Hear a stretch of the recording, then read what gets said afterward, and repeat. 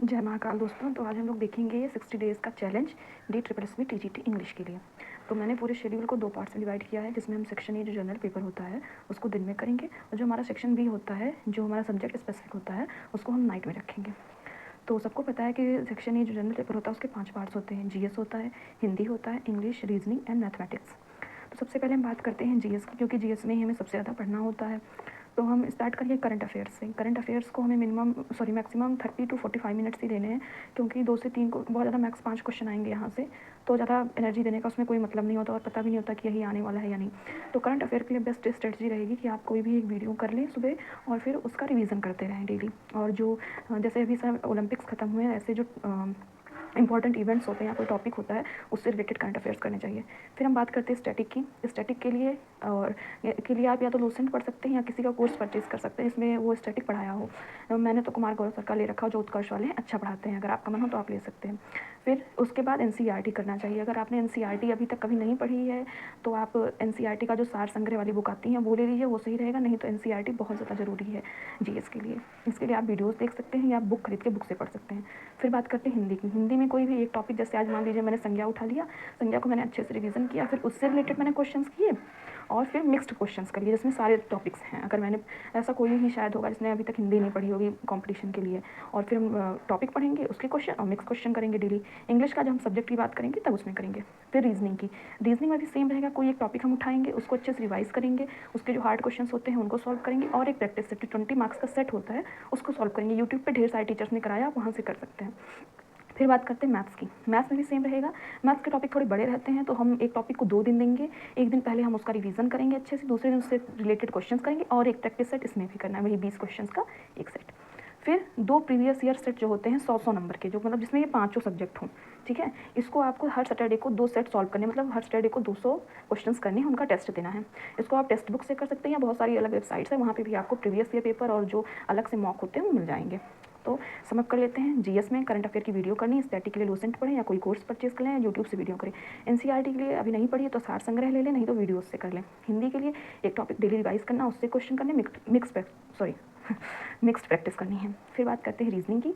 Reasoning और maths में same है, कोई एक टॉपिक लेना है, उसको रिवाइज करना है, उसके भी क्वेश्चंस करने हैं, और एक प्रैक्टिस सेट करना है जिसमें 20 क्वेश्चन, जैसे जो DSSS में 20 क्वेश्चन का सेट आता है उसका एक सेट करना है, और हर सैटरडे को 2 सेट हम लोग को लगाने हैं। फिर आते हैं सेक्शन बी, यानी अपना जो सब्जेक्ट होता है। तो सबसे पहले करते हैं बात हम लिटरेचर की, क्योंकि DSSS का जो नया सिलेबस आया है उसमें सिर्फ उन्होंने लिटरेचर मेंशन कर रखा है। पर इसका मतलब ये नहीं कि इनको ग्रामर नहीं पढ़नी है। ग्रामर हमें यहाँ भी 20 नंबर दिलाएगी, और इसमें भी पता नहीं है DSSS का कि वो ना दे, वो दे भी सकते हैं, ठीक है। तो हम बात करते हैं लिटरेचर की।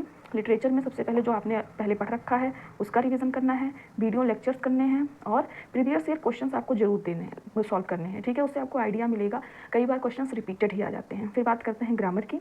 ग्रामर में भी सेम हिंदी, रीजनिंग, मैथ्स की तरह एक टॉपिक आपको लेना है। जैसे मान लीजिए आज मैंने प्रोनाउन उठाया, प्रोनाउन की अच्छे से मैंने सारे जो कॉन्सेप्ट्स थे उनको पढ़ा, उनसे रिलेटेड 150 क्वेश्चन सॉल्व कर लिए, यूट्यूब पे आराम से मिल जाएंगे।